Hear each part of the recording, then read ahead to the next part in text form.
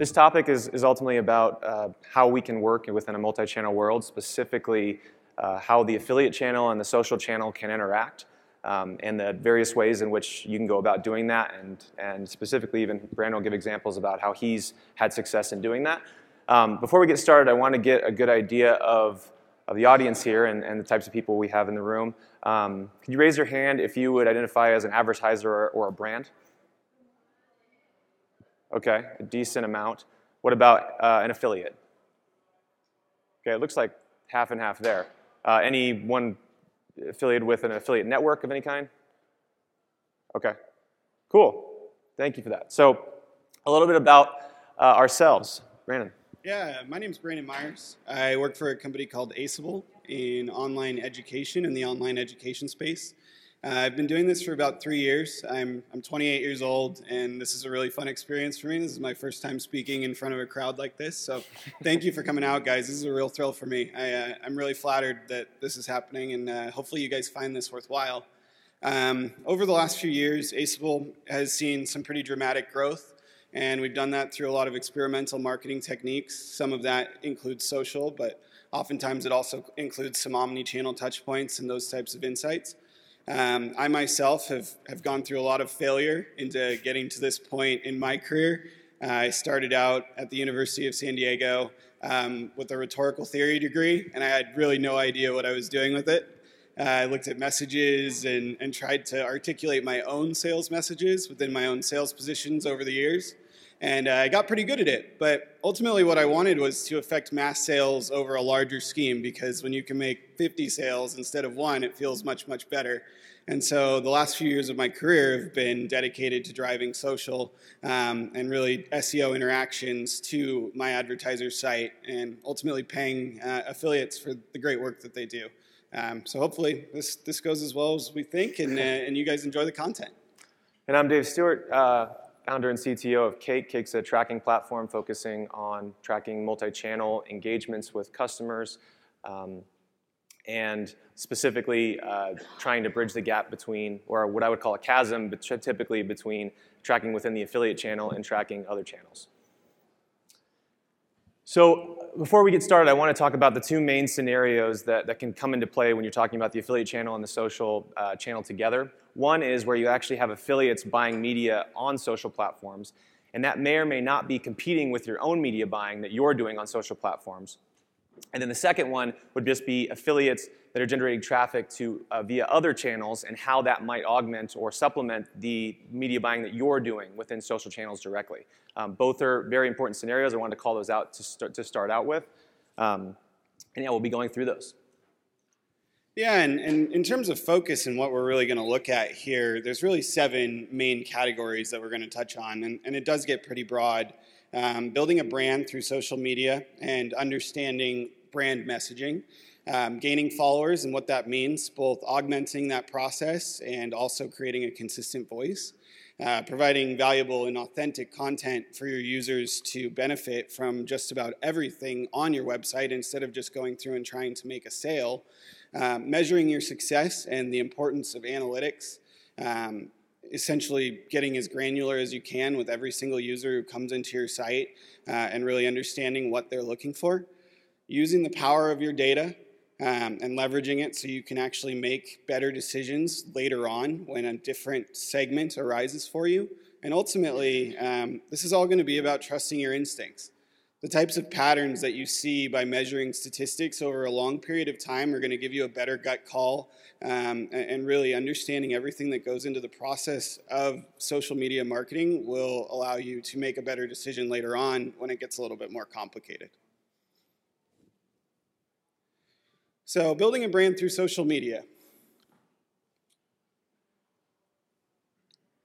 Really, the role affiliates play in social media, it's extremely important, right? I mean, I, as an advertiser, have the ability to start a Twitter account, start an Instagram account. I can flood it with pictures about my brand.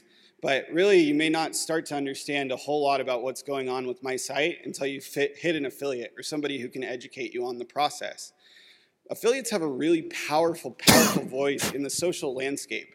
They have the power to say what I can't. In a competitive situation, where there are a lot of driver's ed providers in my circumstance. Having affiliates who can go through and say what's better about our program versus another program is a way for me to compel a sale long term. And so with that, affiliates really can drive the sales that I can't and may have gone to another advertiser. And so playing in this social sphere, you actually are able to create buzz, and you're able to create an aspect of marketing that I'm not able to touch. You're adding value to my portfolio while also adding value to yours, because you're capturing a segment that may not have otherwise have been captured. The other thing that you guys can do on social media, which is fantastic, is you can create buzz. Every time you see a nice customer review, or every time you see something good about a product, you can be adding to that discussion. And to further that, hashtag jacking is something that you can also do. You can start to see how many users are going through, and maybe there's a big driver's ed traffic accident or a defensive driving situation where a celebrity has gotten a ticket. That's happened. You can get on the back end of that and begin to start creating your own following based on natural tendencies that hadn't happened before for you. And ultimately taking action. The neutrality of your voice is really the most important thing in this landscape. Me as a brand, I'm always going to look like I'm making a sales message. I'm always going to look like I want you to buy my products, because I'm a brand. That's really what it comes down to. But as an affiliate or as a publisher, you can really start edifying in different ways and make that click path a little bit more natural. And at the end of the day, I think you'll find that your production is a lot higher because of it.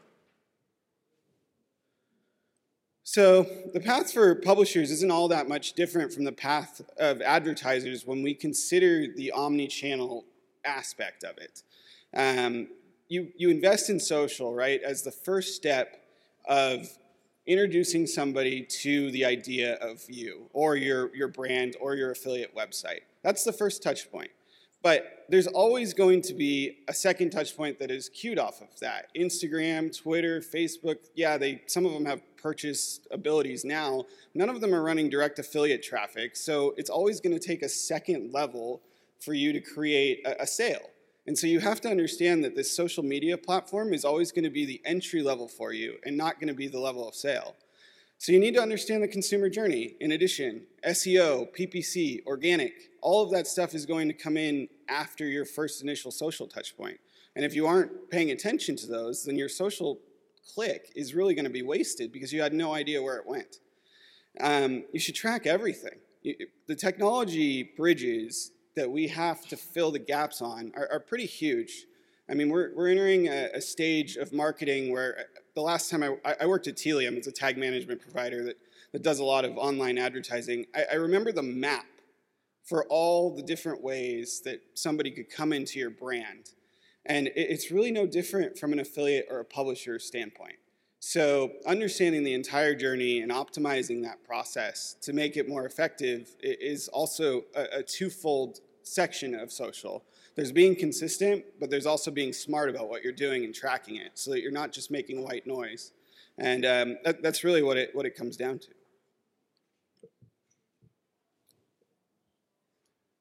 So gaining followers, this is an interesting one. I've always really enjoyed this topic. Where does social engagement spurn our users, or what is the social engagement that you're creating spurn our users to do? What are you trying to get them to do? Social media is a place for you to have an active voice over everything that you're doing. At Aceable, we can tweet out and we can use words like fam and bae and all these things, and we can look and appeal to our teenage users who are taking driver's ed. Right? There's an active voice to what we're doing. We're creating a brand. We're creating a message. We're creating a feeling. All of those things are important. So social media is really the only place you can do that. I mean, you can show your ad impressions, but it's just going to be a one-time interaction where that person goes through to your site. Social media gives you that chance to answer those replies. You can even use it as a customer experience tool. What I like to look at here is kind of one of my favorite examples that I have. Social media is really a lot like Tinder, and this is my affiliate handle. My affiliate handle on Twitter is affiliate Tinder, and here's the reason why. I'm one of the people who actually found his girlfriend on Tinder, so I'm one of those success stories where Tinder didn't work as a hookup, but instead worked as a relationship. So it got me thinking about how the whole process works, especially when I started to talk to my significant other about what her process was like before we ended up getting together. And I found it really, really interesting. You have a Tinder profile, right? And it's not all that different from a social media handle or a brand. You're trying to give yourself an image and 6 pictures, and you're going to give yourself 130 characters to resonate with somebody else. And that may not create the trust that you need for a date. I mean, quite honestly, those 130 characters and whatever chat you had with those 6 pictures probably wasn't enough. So my girlfriend actually went to Google and started Googling who I was. It wasn't an uncommon situation, but she ended up finding out that there was an NFL tight end named Brandon Myers, and there was never going to be anything on search about me. So I ended up getting lucky. But no, it's a pretty interesting model, though, right? I mean, as an affiliate or as a publisher or a new advertiser, you really are trying to identify yourself. You really are that profile on Tinder that people are trying to punch holes in. And so if you don't have the correct SEO or types of things behind this to authenticate the process that you're going through, it may not work out.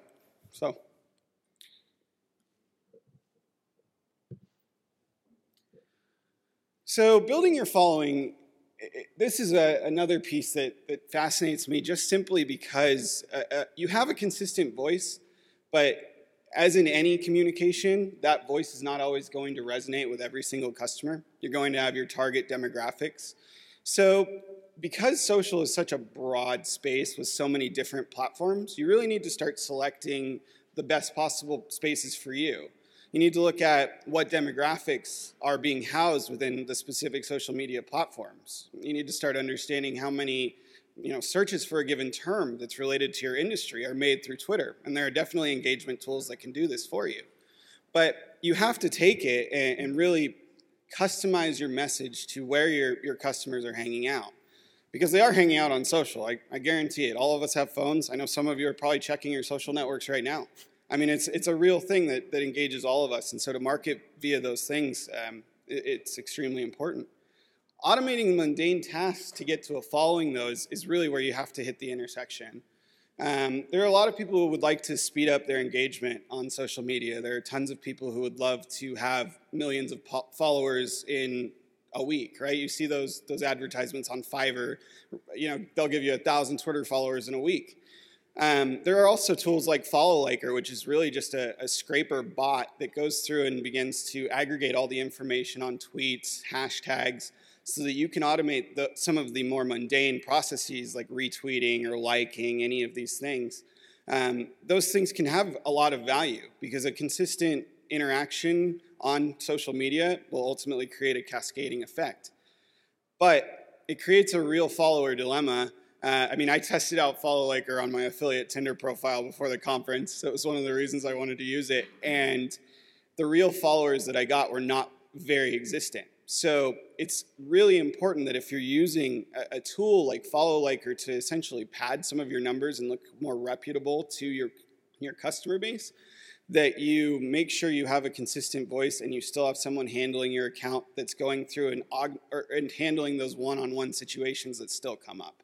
Because handling it all in an automated sense is not going to be a good service to your brand. It may get you a lot of followers, but at the end of the day, it may not create the conversion path that you want, and you may be getting a lot more impressions on robots who have no interest in buying your product as opposed to real people.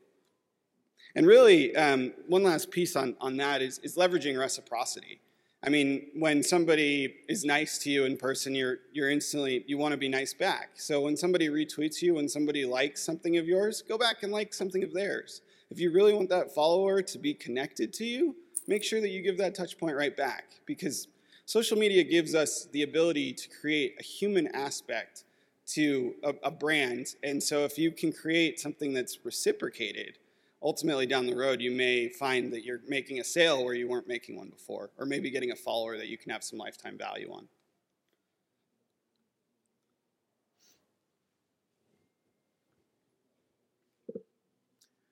So who to target? I think this is you, Dave. It's been a while. Gotcha. So, sorry. Lots of talking from him. My turn. So Ultimately, with social platforms, you have more control to target granularly than you ever have before with actual accurate information. Right? You've always had certain demographic targeting and display platforms that were based on potentially probabilistic determinations of like who people are and what they're interested in. In social platforms, people are just more willing to give out their actual information and what they are actually interested in. So you can actually trust that a lot of the information that you can target on, whether that's targeting based on like lookalike audiences, whether that's based on targeting off like people's interests that they've actually specified in whatever profile that they have, or ultimately just based on their demographic information, age, gender.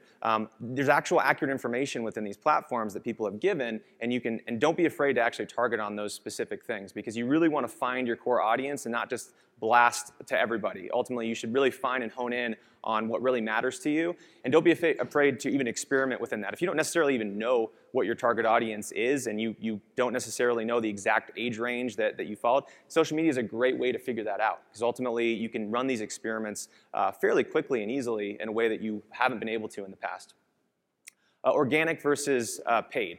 Ultimately, there's lots of opportunity within social media for non-paid exposure. And so you have things like friends retweeting, you have shares happening, you have comments on posts that are then shown on news feeds elsewhere, you have likes, you have all these things that don't necessarily cost you anything. And it's really important to kind of separate from an analytics standpoint all of those engagements from the things that you're doing via paid. Because on the paid media, you really, really want to get to the point where you can understand fully your return on investment.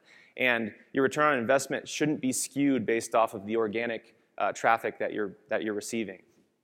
Because ultimately within paid, there's lots of additional opportunities outside of the organic ways, and understanding how to even focus on that and experiment with that. You want to make sure that you're not skewing that information so you understand what's really happening. And then on the retargeting side of things, we have more opportunity than ever to stay in front of the same customers that we've already engaged with. There's lots of platforms. You have things like AdRoll that follows you around the internet in a sometimes scary way and knows what you've seen and shows you that everywhere you go.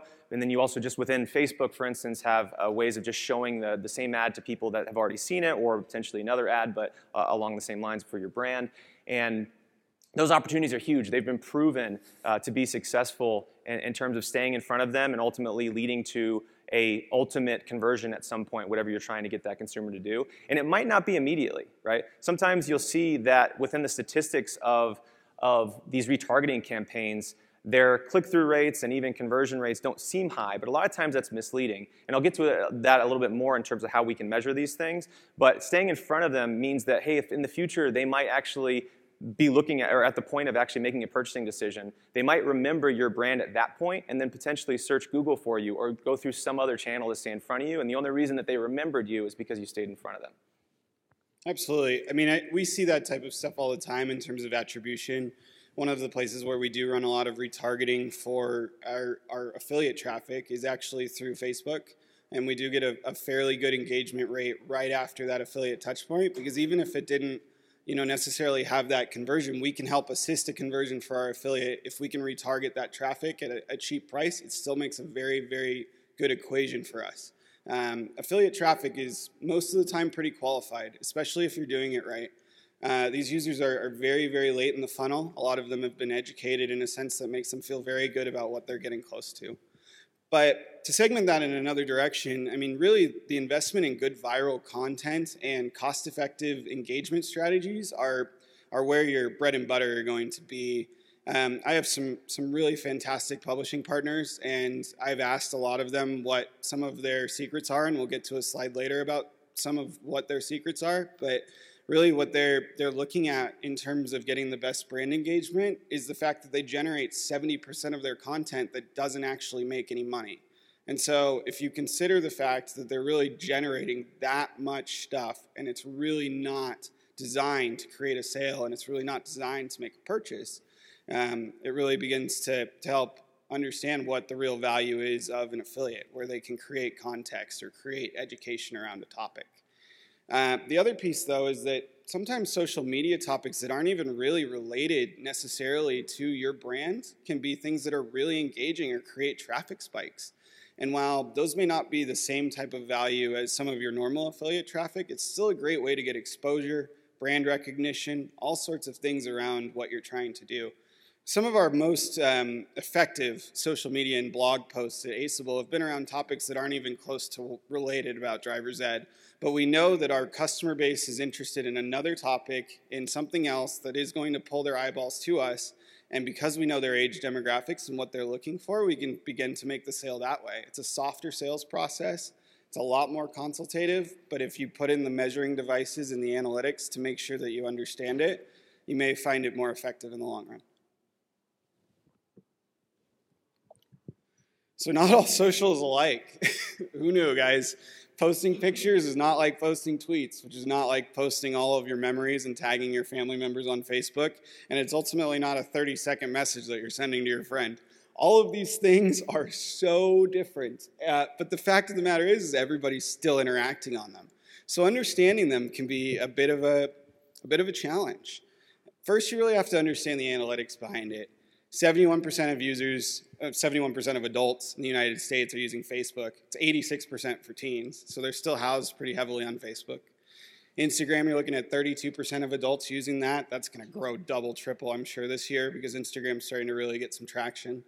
Pinterest, 31%. That was actually pretty surprising to me. But when you conglomerate a bunch of interests, that can be a very helpful thing too. So having a Pinterest recognition might be something that is helpful. That's actually a space I haven't even tested yet or tackled yet. So that's probably one I'll go and try and fail in. But really, Twitter and LinkedIn also have very good presences with 24% and 29%. So understanding the demographics and how they play into those numbers is really going to help you get a sense of where your customers are probably going to be playing. You can make an inference on what they're doing with statistical models, knowing that X amount of teens or X amount of adults, for that matter, of this age to this age, are on Facebook or are on Twitter. That's something that you should know before you're going out and trying to tackle this with consistent messaging, because you don't want to be wasting your time. It's really important that you know exactly where your traffic is going to be housed, because obviously social is not going to be the type of converter that another channel is for you. It's going to be the starter that fuels all of these insights that go into other channels. And so if you can get all of that down, it'll create a really nice mix. Pew Research Center is the one who provided all of those statistics, and it's actually pretty crazy. Social grew 176 million users last year, and now it's growing at over 1 million users a day, net new users. So we're looking at obviously a market that is soon going to be completely tapped with numbers that continue to grow and expand, and as more people are exposed to the internet, we can suspect that they'll all probably be using social media. But really the more important thing to me in this section is $493 billion has been spent on social media advertising in the last year. I mean, that's pretty crazy. So somebody out there sees value in the fact that this is a place where people are hanging out. I'm just not sure it's been tackled from the affiliate space as it probably should have been by now. As we go further into this section and as we go further into this space, I think we're going to find that more analytics are going to be attributed to social media and understanding how it interacts later. We haven't really taken that approach as marketers up to this point, but as we continue to grow, I think tracking those touch points from all of these different channels will make such a difference in what we're able to do in terms of profitability, whether it be an advertiser or a publisher for that matter.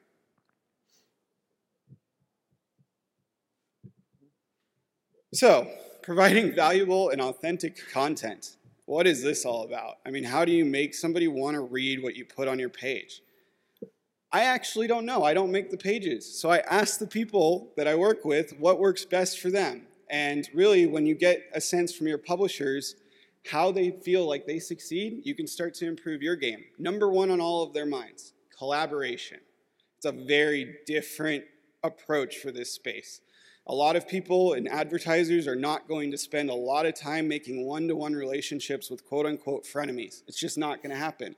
People view these advertising sources because there are people and faces associated to all of you and look at you differently than Google and AdWords, which makes no sense at all.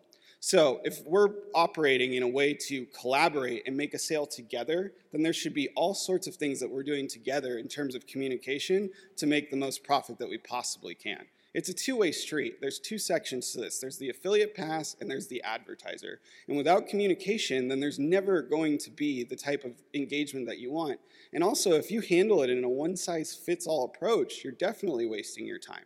Because all of these traffic sources are going to be handled in a separate way. They're all going to want to see different things. And testing is the only way to get down to what they actually want to see. Filling a need in a confusing marketplace is also something that my publisher partners have suggested is the biggest piece of their success. You add something to an advertiser's marketing mix. So every time a publisher promotes our product, they're really creating this interest, and they're creating this edification that I never could have created myself. And so I can't create a comparison chart with 15 different brands. It exposes me to 15 different brands that they might go click on. But if I have somebody going through and really comparing what's going on with each of these things because he went through hands-on, or if I have somebody walking my students through the process of what actually happens in this, or even if somebody ends up on a list to say that this is something that's approved. I mean, all of those things add value to everything that we do and everything that we get. So it's something that works very, very well for all of us. And becoming an expert on this need and expanding from there is how you make yourself a lot of money and you make yourself a career out of this. Trial and error, A/B testing with your advertiser, making sure you pay attention to both sides of the funnel. Those are the things that make our publishers the most successful in this space. And I really swear by all of the things that they've preached, and I'm glad that they indicate that those are the main strengths that they look for, because I feel like every advertiser should probably put this into play for their affiliates.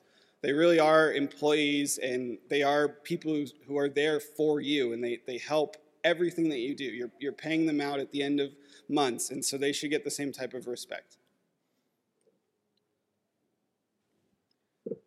So going into all of that, there's a big piece about leveraging brand and sales messaging, which is huge to understanding how our traffic works and how we can begin to build a brand before we build a sales process. So what's the difference? I mean, seriously, what's the difference between your brand message and your sales message? Does anybody have any ideas? Anyone? That's okay. I can dip into it. You really should be asking yourself, what does your brand or website stand for? Right? Because when somebody comes through and spends time on your site, you should probably be caring about their user experience. They're investing time in something that you've made. All of these things should be something that's important to you. So you should probably begin building your brand messaging before you ever build your sales messaging. You want to know what emotions and values you're conveying to your customer base. You want to fill whatever level of need that they have. And so you need to keep in mind how you're articulating your message. If you're going through sales, I mean, honestly, people are going to bounce right out of there. It's not a fun experience. You're getting a bunch of banner ads, getting a bunch of pop-up ads. All of those things make users in general just ready to duck and never see you again. And so understanding all of those things on your page and really how you're articulating the content is pretty big. And really that goes into your brand. And that's going to be a lot of the free content that you create, the personality that you create on your Twitter accounts. All of these things are very, very important. How do you talk to your customers and prospects? I mean, is there a one-to-one level that they can reach you on? Are you going to be engaging with them on Twitter? If somebody messages you on Instagram, are you going to respond back? Is there an engagement piece for you on your site where they can leave comments about what they've liked or what they haven't liked? I mean, all of these things are things that need to be talked about and things that you need to think about before you go through and try to convince somebody that they should go buy something. Because you have to add credibility to yourself. And the only way you're going to add credibility to yourself is by building your brand and building your brand messaging. So there are some best practices for sales messaging, and differentiating these are two big things. Sales messaging and brand messaging couldn't be more opposite. There's less focus on building trust on the sales funnel, but there's more focus on customer acquisition. When we get a click through to our description page as an advertiser, we really want to know what happens after that. Are they clicking through on my CTA? Are they going, or my call to action? Are they going through and reaching my purchase page and leaving? Because then I'm actually articulating something wrong with my sales messaging. Are my impressions on a different website not getting click-through rates because we're not articulating the banner ad correctly? I mean, all of those things are sales messages that you have to consider that are going to be completely different than the content you deliver. And you have to make it look natural, or else that person's really not going to trust you. And so really identifying the problem is really where that is sourced. Knowing that your customer is coming to a certain page and knowing that they have a certain amount of pains will help you identify what issues they're facing and give you a solution to offer them. And presenting that solution, knowing how to enhance and alleviate those pains is huge. So if I know as an advertiser that the main pain point of some of our customers is that they don't want to go through and sit in a classroom for 36 hours, they'd much rather take out their phone and start swiping to learn the best possible way. I mean, really, we have to go through and demonstrate that value. We have to be able to articulate that messaging on our sales funnel. So really being a competitive person in one space while building a brand in the other and bifurcating that, I can't stress how important that is. And ultimately demonstrating value and showing your customers a reason they can't miss out on what you have is really what it comes down to. That's what gets the click, that's what gets the excitement, that's what gets the purchase. It's less of what I'm doing on my end than it is what it is on the publisher end. Most of the time that sale comes through and it's pre-sold. I mean, these people are ready to buy, and it's because the publishers did a fantastic job. And we've obviously maintained the sales funnel to make sure it converts, but most of these people are already interested because the publishers have built their brand, and they've also gone through and made sure to pay attention to their sales messaging and not be overly salesy. So a few more slides here. Some best practices around sales messaging. Providing a clear CTA is something that's huge, call to action. Presenting a solution and providing a reason why that person should buy in a compact, small, easy to read section that sizzles and gets you to click through is important. Text links also work really well. They identify themselves within the text.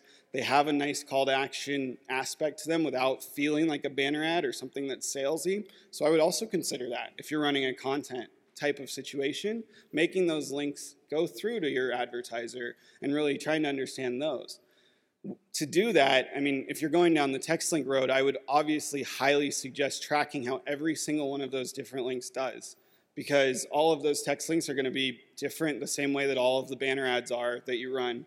And so if you're not testing those in the same way that you run banner ads or other impressions, you're wasting the clicks. Equipping your advertisers. Offer that clear call to action and give that customer a good idea of what's going to happen next. I mean, let them know, you know what, this is an advertiser. Be transparent. The age of the shady affiliates kind of coming to an end. I mean, we have to call out affiliate links now. Disavowalment is starting to come in pretty strong as well. So letting your customers know what you're doing is something that I would recommend too, because ultimately at the end of the day, if you're not honest and transparent with your customers, they're probably not going to have a good interaction. They're probably not going to come back. And so if you really want those people to continue referring to their friends, giving you a good referral ratio, really growing your brand as a whole, you have to make sure that you solve their problems and give them a good experience.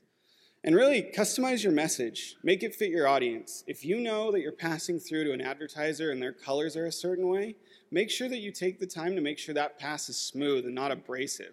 If you're going from blue to red, holy cow, people are going to leave. If you're going from green to red, it's probably going to create some disruptive things too.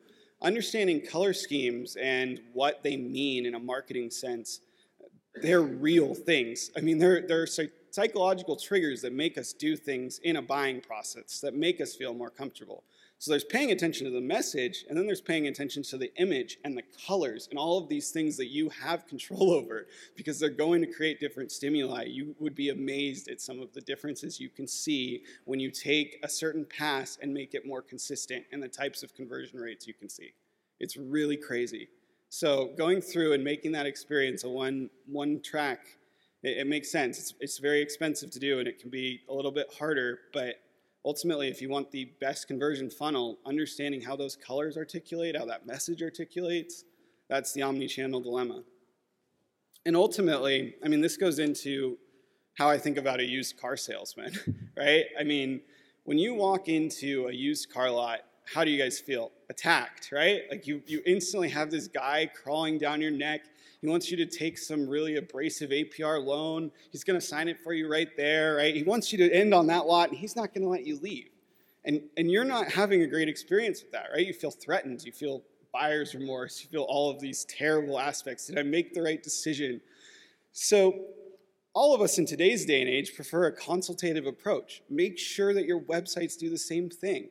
I mean, when we get a cold caller calling our cell phones, none of us really like when that person just goes directly into a pitch. I will take a couple of marketing calls just to see how guys talk to me. If they ask me the right questions and try to consult me in what I'm looking for, I'm a lot more responsive. And it's going to be the same way with your website. If you give people several options, even though you can't get that direct dialogue of maybe what they're looking for on that specific thing, you can guess based on numbers and statistics how they've articulated the message in the past.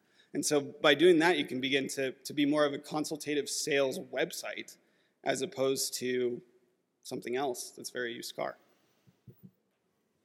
So how do we measure all this, right? We take into account all of these kind of best practices and recommendations that he's giving, but how do we know that they're either working or they're not? Because ultimately, every industry, every vertical is slightly different. They're all, the way that consumers engage with you and your business, depending on what you're doing, is going to be very different. And so how do we know that it's actually working? So first off, we're going to kind of just define some of the metrics and things that we can watch and that we can keep track of to try to gauge whether or not these things are successful.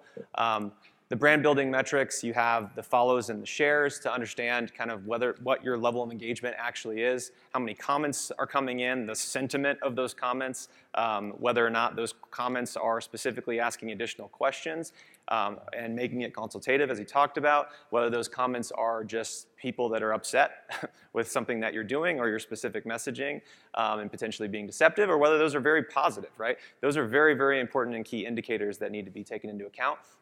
And ultimately, if you are posting pictures of whatever you're doing, or that's a part of your engagement strategy, understanding how often that those are being shared, who's sharing them, why they're sharing them, and keeping track of that. And then at the end of the day, as much as we've been talking about the social media channel, and then ultimately even how affiliates can play into this omni-channel world, figuring out how the acquisition part of it is still probably the most important thing, right? At the end of the day, your marketing budget has to turn into revenue. And so how do we measure that we're actually getting the acquisition click and conversion rates that we expect to? How can we even tie that conversion ended up happening because of this social engagement that occurred prior? How do we know where that happened within this process of this customer journey that we've called out? How do we know that the social media interactions that they had at the beginning actually then led to a search in Google that ultimately led to retargeting and ultimately led to a purchasing decision elsewhere, even potentially on a different device later, right? Because we might start this customer journey at work and then finish it at home. How do we tie those things together? Because at the end of the day, we have to know that what we're doing ultimately ends in some sort of purchasing decision or acquisition or conversion, whatever you're going for. And then taking that even a step further and calling out lifetime value, right? Just because you only made, let's call it $10 on some sort of initial submission or purchase, that isn't the full picture in most businesses. Most businesses can rely on the fact that you're going to get repeat business, right? You're going to potentially have loyal customers if you're doing things the right way. And understanding when those people come back and what they're buying, ultimately giving you a better understanding of return on investment toward that initial engagement is super important. We call this kind of closing the loop and understanding, well, when they originally came in, my cost of acquisition was potentially $20, right? And when they actually purchased something on my site, I potentially made $10 on them. But the fact that they came back next month and the next month and the next month, add all of that together and understand what that actually means long term. Unless you're looking at that full picture, then you actually don't know if you have a great return on investment. There's no way to know that.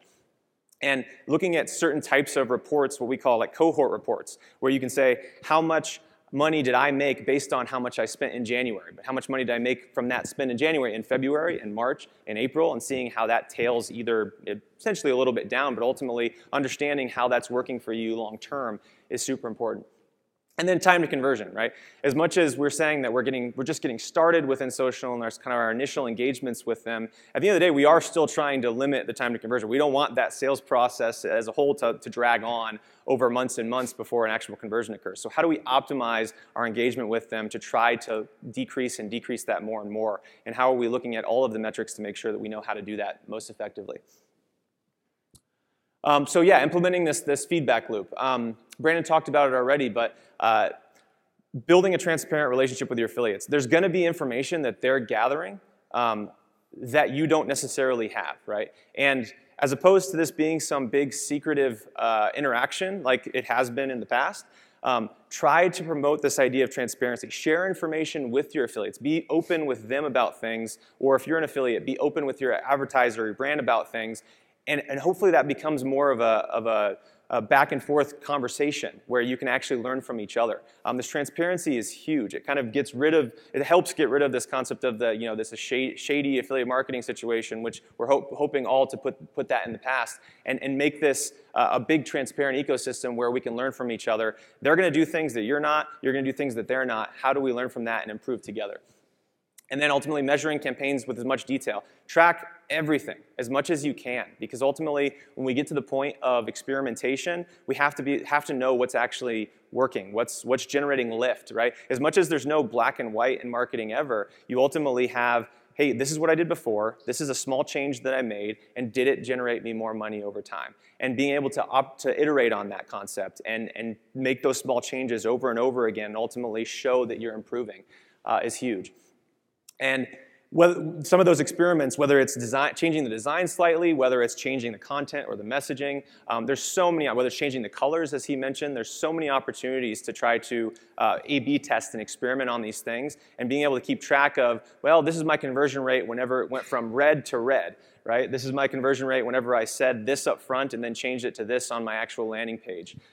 Understanding how those things work is crucial, because ultimately, increasing your conversion rate, even by 0.5%, depending on your volume, is massive, right? That's a huge increase, and you should be focused at that level.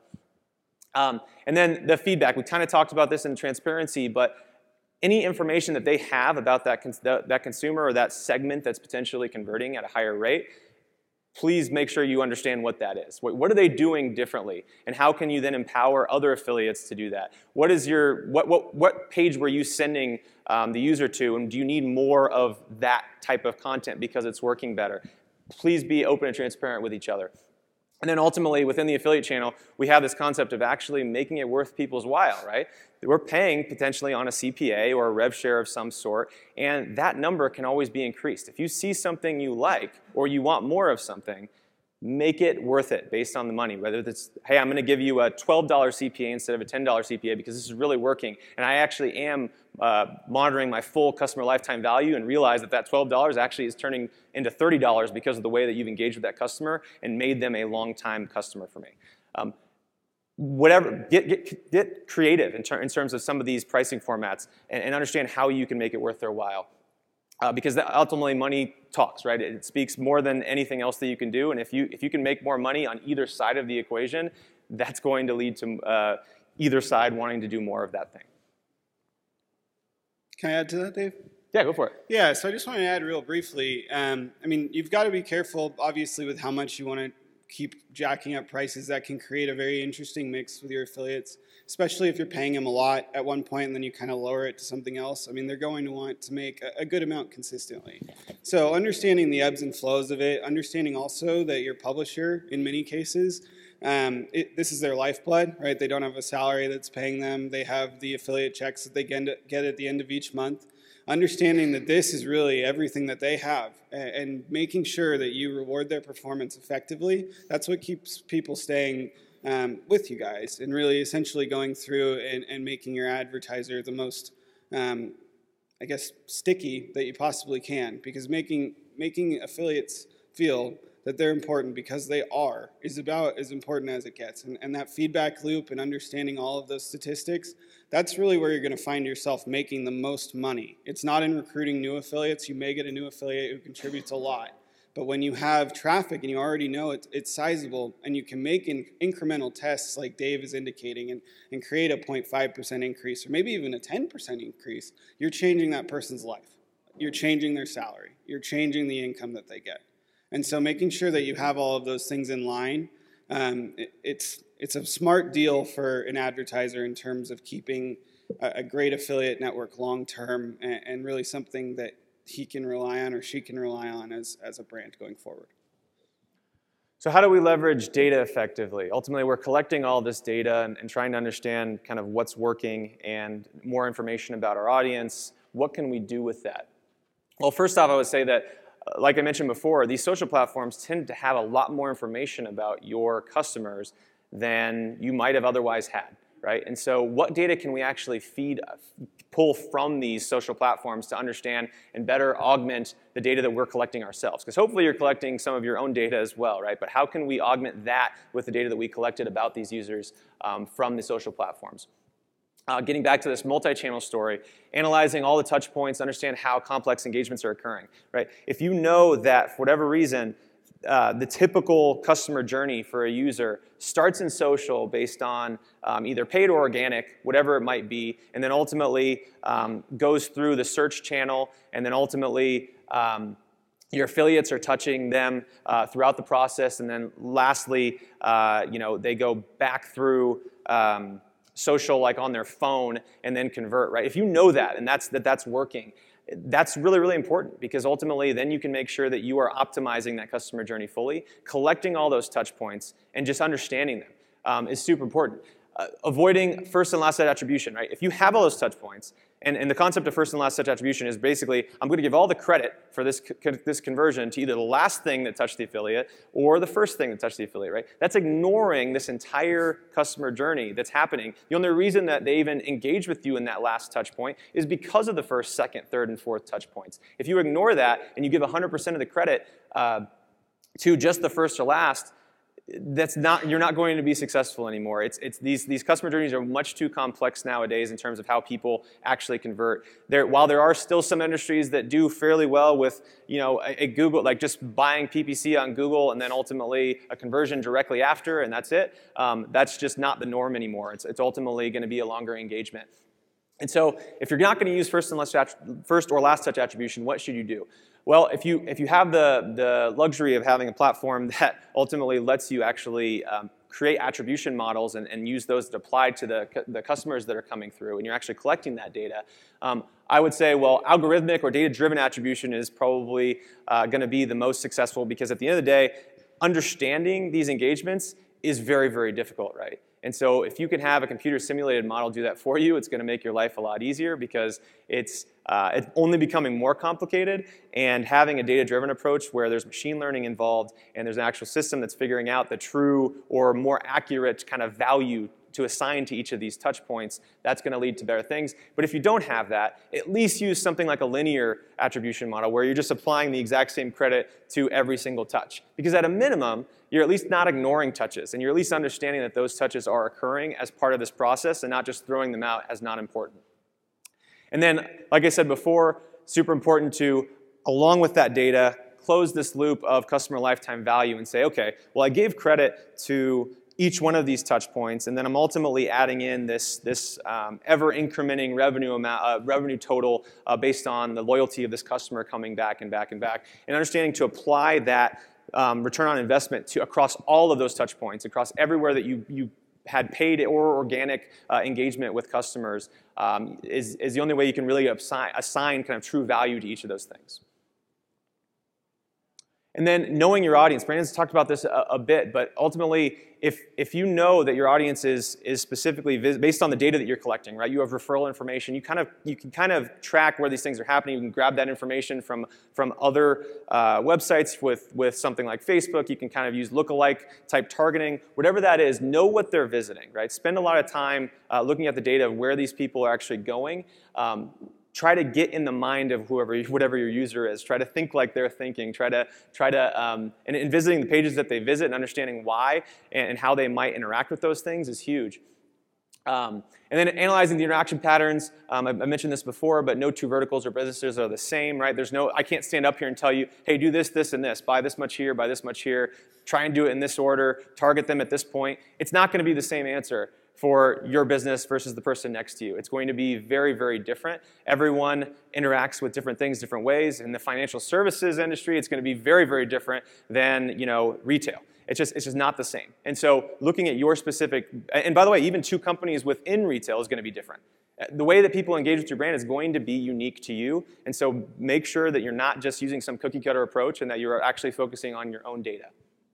And then gather customer feedback. If you can't get it any other way, reach out to your customers, talk to your actual customers directly. I think social, as Brandon said before, is a great way to do this. Engage with them in the comment section of things that they're actually posting. Get information from them. If you don't understand why they act a certain way, ask them, right? Find it out somehow. So this is my favorite slide because it's so counterintuitive, right? I mean, we've gone through all of these slides about preparing yourself with analytics and all of these things, and here's a slide on trusting your instincts. What the heck is that? Going with your gut is the most positive thing you could possibly do, but here's the disclaimer. You need to do your homework beforehand, because without that, you're not going to have the very best gut. So there are so many things that we need to pay attention to before we can make a gut call. But as my dad says, 99.9% of the time when you're following your gut, you're right. So make sure you do the right analysis and the right analytics to make sure that you have the right gut and know that there's no substitute for testing, analytics, and actionable data. There just isn't.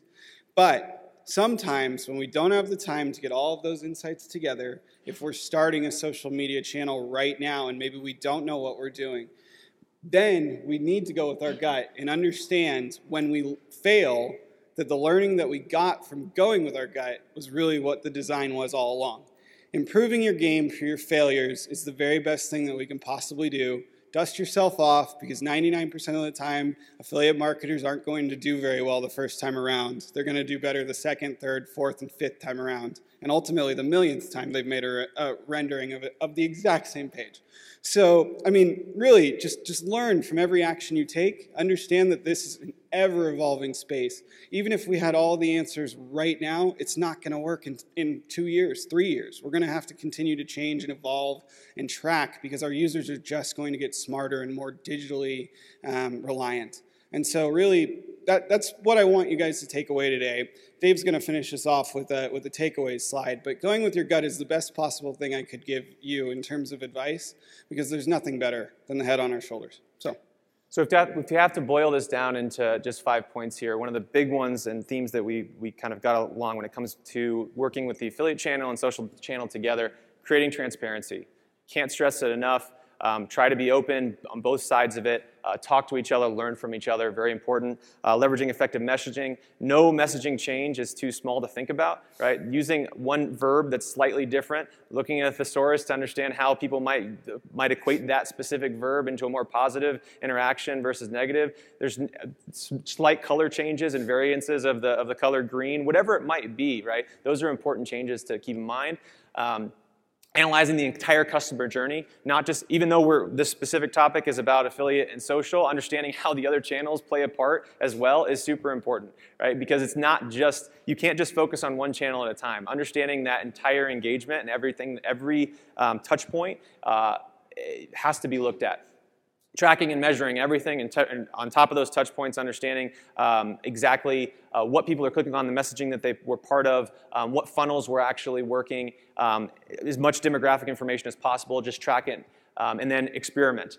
At the end of the day, all we can do is try to measure lift, as I said before.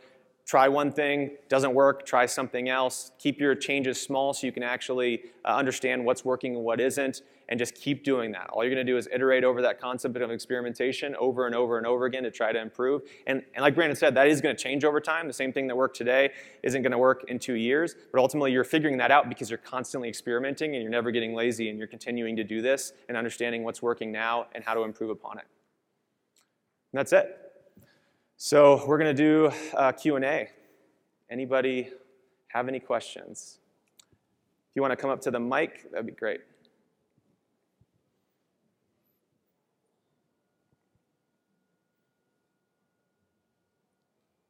Hi, I'm Melissa. I'm with worldofwatches.com, and I just wanted to get your feedback on this because with my 10 years experience in social media, I've been on the brand side, on a discount retailer side, and so I just wanted to touch on your creating transparency with your affiliates and making sure that the affiliates are collaborating with the advertiser, because I've seen it to where affiliates will use, say, brands that a retailer represents, and you get into the trademark issue. Sure. So there's just a compliance piece where I don't want to see affiliates get their pages taken down by a brand if they're hashtagging. Like for me, for example, if it's Breitling, Movado, Michael Kors, or whatever, if you have their legal teams that are going after that, it's just making sure that that collaboration is there. Yeah, no, that's a very good point. I mean, with any industry, when you're going in and trying to be competitive in your sales messaging and are trying to land grab, you're always going to face that level of obstacle. I guess how I would answer that is brands like myself never, ever want to go to court. It costs us a lot of money to go to court.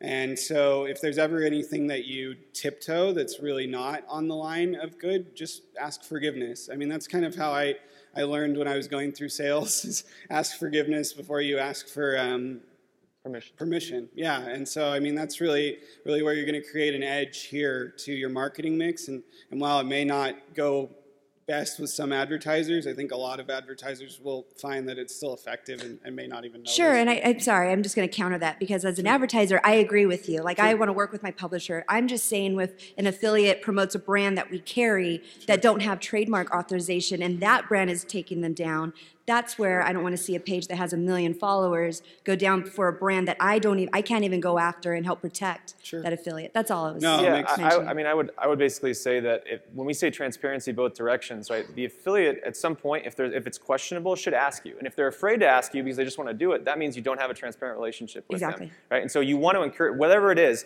be whatever you want to call it, the bigger man, the bigger woman, and start the conversation and say, hey, I'm going to share some information with you. So hopefully, before they make a decision to post something questionable, they're talking with you first, and they're not afraid to talk to you, and they don't want to be cloak and dagger and hiding it. Because the idea is you can deal with those things up front. You should be able to have an open conversation to avoid that situation. So that's it. I just wanted to encourage your first point there. Yeah, no, great feedback. Any other questions?